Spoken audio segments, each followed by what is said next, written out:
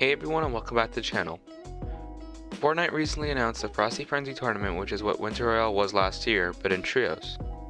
If you guys are looking to make your first earnings, I will give you 5 tips during this video to help you guys. If you guys do enjoy the video, make sure to like and subscribe, as almost 80% of you who watch my videos aren't subscribed. I'll catch you all later. Have a good one. Tip 1.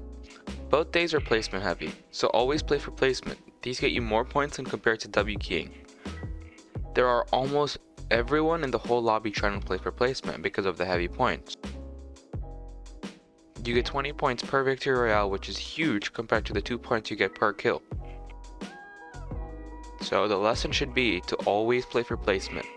Top 25 shouldn't give you as much placement, but top 20 and more gives you more placement. Top 10 is when the placement really kicks off. So when there are about 20 people left, you should really look to start playing more safe, getting passive, and getting more placement. Tip number 2. Don't take fights at spawn unless you have over 500 mats and all your teammates have shield.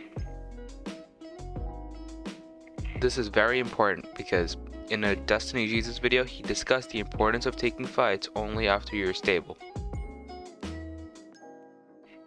A pro player who has actually not done this was FaZe Dubs.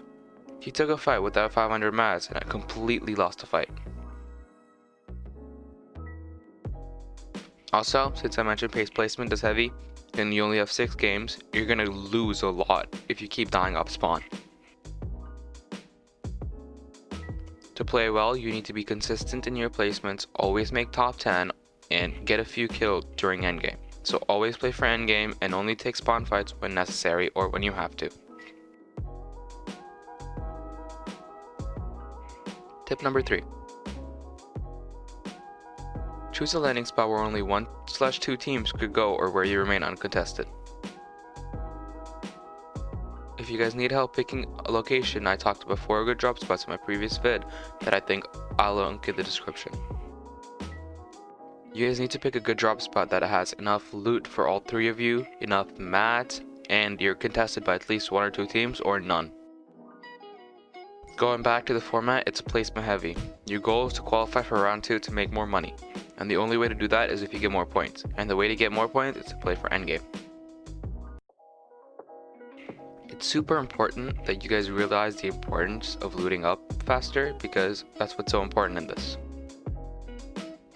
Loot up faster, get more mats, find a good location in zone, stay center zone, predict your next rotation, and you're good to go. Now the 4th rule. Many consider this to be a really simple rule, but it's truly not. It's probably one of the most important rules. Don't take any mid-game fights. Play for the end game.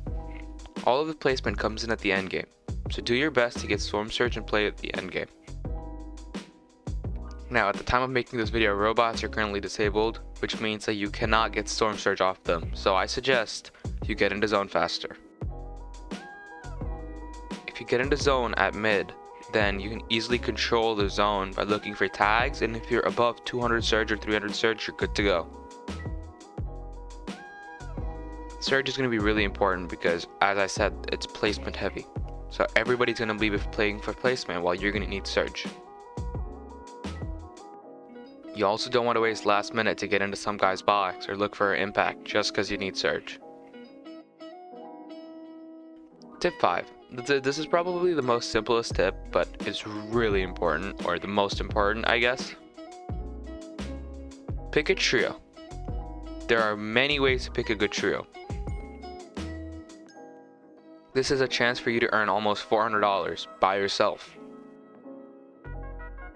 Don't go with your friends just because they're your friends. Go online, find a trio that are similar to your playstyle or a completely different set of players that can compete with you.